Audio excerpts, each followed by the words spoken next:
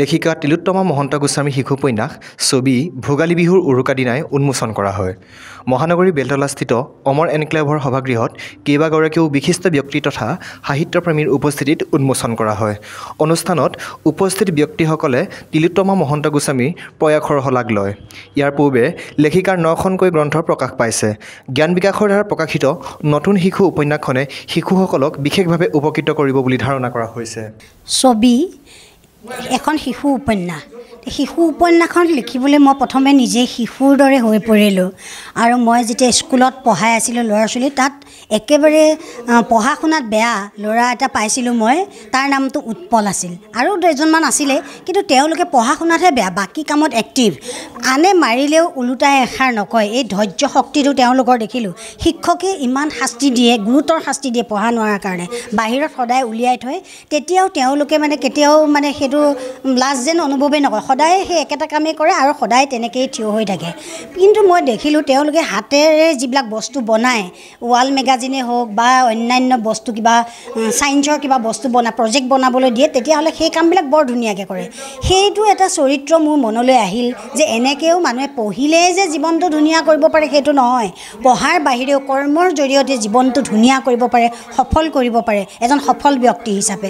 আৰু সেইটো উদ্দেশ্য লৈয়ে মই উৎপল নামৰ চৰিত্ৰটো নামটো একে ৰাখি চৰিত্ৰটো বাকীখিনি মই কল্পনা কৰিলোঁ। তেওঁ দুজন ভাই ককাই দিলোঁ, তেওঁলোক পঢ়া শুনাত ভাল, কিন্তু ভাল যদিও তেওঁলোকে যেনেকৈ ছাকচেছ হ'ল, যিমানখিনি হ'ল তাতোকৈ উৎপলৰ সফলতা মই অলপ বেছি দেখুৱালোঁ। আৰু চিত্ৰৰ জৰিয়তে প্ৰথমে উৎপলে সেই সুবিধাটো লাভ কৰিছিল, সেইকাৰণে কিতাপখনৰ নাম মই ছবি দিলোঁ।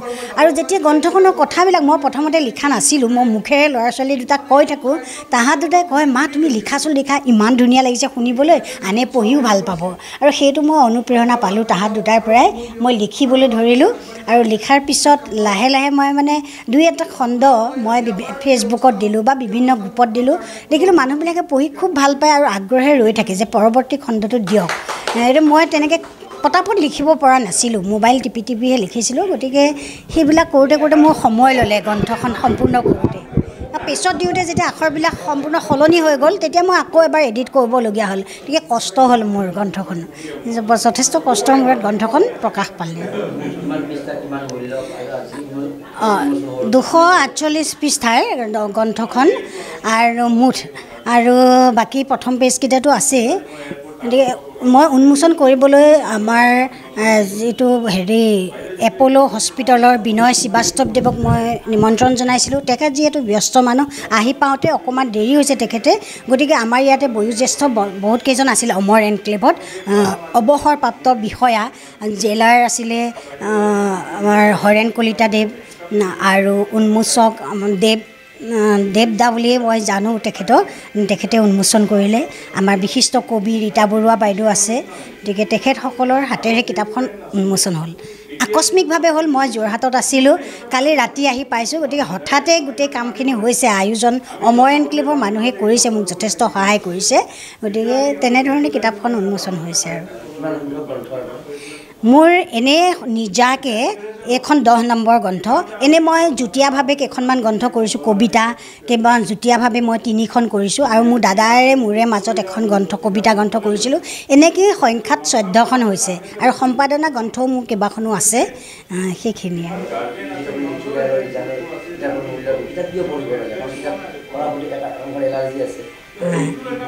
মই আনৰ কথা নাজানো, মই নিজে কিতাপখন পঢ়িলে মানুহে কেতিয়াও অকলশৰীয়া অনুভৱ নকৰে আৰু কেতিয়াও দুখ অনুভৱ নকৰে। মই সকলো সময়তে মোক মানুহে কয় আপোনাৰ বয়স কিমান হৈছে, আপুনি ইমান এনাৰ্জেটিক হৈ থাকে, কিন্তু মই গ্ৰন্থ পঢ়োঁ, মই সেইকাৰণে এনাৰ্জেটিক হৈ থাকোঁ। আৰু মোৰ শুৱে বয়স কোনো আছে নাই মই নাজানো, মই কিন্তু কিতাপ পঢ়োঁ। যেনে এজন ষ্টুডেণ্টে যেনেকৈ পঢ়ে, মোৰ টেবুল চকীখন লাগিবই আৰু বহি মই পঢ়োঁ। মই একেলগে 4-5 ঘণ্টা মই পঢ়িব পাৰোঁ সময় পালে। গোস্বামী বাইদেউক বহুত শুভেচ্ছা দিছোঁ। তেওঁ ইমান ব্যস্ত টাইমত এটা হাউচৱাইফ হয়, তেওঁ ইমান ধুনীয়াকৈ সময় ওলাই পেলাই ইমান ধুনীয়া কন্যাৰ বিষয়ত ইমান ধুনীয়া বুকছ এটা পাব্লিছ কৰিব পাৰিছে, সেইটোৱে বহুত গৰ্বৰ কথা। আৰু তেওঁক এগেইন বহুত ধন্যবাদ, বহুত শুভেচ্ছা জনাইছোঁ। তেওঁ আৰু যেন বহুত ভালকৈ লিখক। নমস্কাৰ। আজি এটা শুভ দিন, আৰু এই শুভ দিনটোত এখনি শিশু উপন্যাস উন্মোচিত হ'ল। উপন্যাসখন লিখিছে তিলোত্তমা মহন্ত গোস্বামীয়ে। তিলোত্তমা মহন্ত গোস্বামী এগৰাকী কবি, গল্পকাৰ, প্ৰবন্ধ লেখক। কিন্তু ইয়াৰ লগতে তিলোত্তমা মহন্ত গোস্বামীয়ে শিশুৰ বাবেও যথেষ্ট কাম কৰি আছে। বিভিন্ন কাকত আলোচনীত ইতিমধ্যে তিলোত্তমাৰ লেখা প্ৰকাশ হৈ থাকে আৰু আজি এয়া উন্মোচিত হ'ল এখনি উপন্যাস ছবি। ছবি নামটোৱে আচলতে বহু কথা কয়।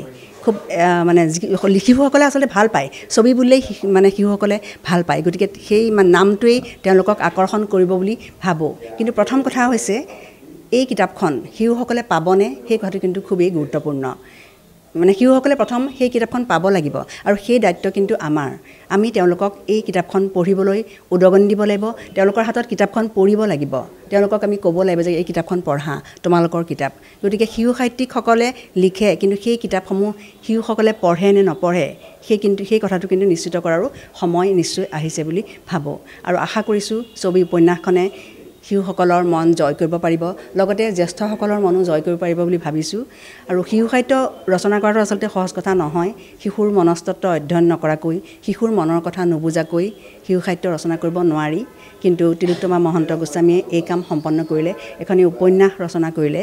এয়া সহজ কথা নহয়, কিন্তু তেওঁ এই কাম সম্ভৱ কৰি তুলিলে। তেওঁলৈ অভিনন্দন জনাইছোঁ আৰু শুভেচ্ছা জনাইছোঁ আৰু আশা কৰিছোঁ পাঠকে এই ছবি উপন্যাসখনি আদৰি লয় আৰু আচলতে এগৰাকী লেখিকাৰ শ্ৰম, কষ্ট সকলো সাৰ্থক হয় তেতিয়াহে, যেতিয়া পুথিখন পাঠকে আদৰি লয়। আৰু আশা কৰিছোঁ সকলো পাঠকে, জ্যেষ্ঠ আৰু কনিষ্ঠ শিশুসকলেও যাতে এই পুথিখন আদৰি লয়, সেই আশা কৰিছোঁ। ধন্যবাদ জনাইছোঁ।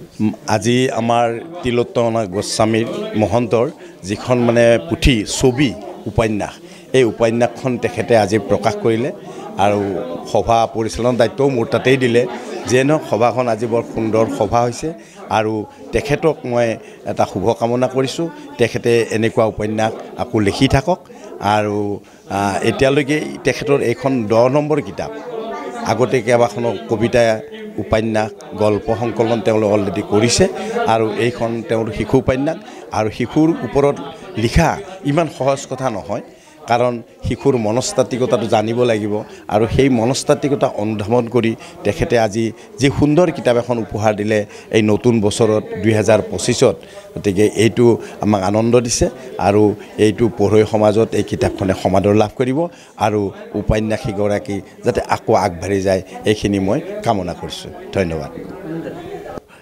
আজি আমি অমৰ এনক্লেভৰ চৌহদত আমাৰ বিশিষ্ট লেখিকা তিলোত্তমা মহন্ত গোস্বামী বাইদেউৰ শিশু উপন্যাস ছবিখনৰ আজি শুভ উদ্বোধনৰ অনুষ্ঠানত উপস্থিত থাকি সঁচাই ভাল লাগিল। বাইদেউ ইতিমধ্যে কেইবাখনো 9খন গল্প সংকলন তেওঁ লিখি উঠিছে আৰু বিভিন্ন আলোচনী আৰু এনেকুৱা সৰু সৰু ল'ৰা ছোৱালীৰ যিবোৰ কিতাপ পত্ৰ আছে এইবিলাকৰ লগত বাইদেউ ওতঃপ্ৰোতভাৱে জড়িত। গতিকে আমি আজিৰ দিনটোত এই মাঘৰ উৰুকাৰ দিনাখন আৰু অহাকালি মাঘ বিহুৰ দিনাৰ কাৰণে আমি সকলোকে শুভেচ্ছা জনালোঁ। আৰু বাইদেউৰ এই কিতাপখনে যাতে শিশুবিলাকৰ মনত এটা গভীৰ সাজ বহুৱাই তেওঁলোকক যে পঢ়িব অনুপ্ৰাণিত কৰে, তাকে কামনা কৰি ধন্যবাদ দিলোঁ। আজি এই বিশেষ অনুষ্ঠানত, গ্ৰন্থ উন্মোচন কৰা অনুষ্ঠানটোত মই বৰ আনন্দিত হৈছোঁ যে এই সুবিধাটো পাইছোঁ। আজি বিশেষ এই শুভক্ষণত আজি বছৰৰ উৰুকাৰ দিন, তাৰ মাজত মই এটা কথাই খালি এই অনুষ্ঠানত ক'বলৈ বিচাৰিছোঁ যে শ্ৰীমতী তিলোত্তমা মহন্ত গোস্বামী বাইদেউৰ বিষয়ে তেখেতক মই বহু বছৰৰ পৰাই জানো, কাৰণ সৌভাগ্যক্ৰমে তেখেত মোৰ চাকৰি সূত্ৰে তেওঁলোক দুলীয়াজানত আছিল, অইল ইণ্ডিয়াত ময়ো আছিলোঁ।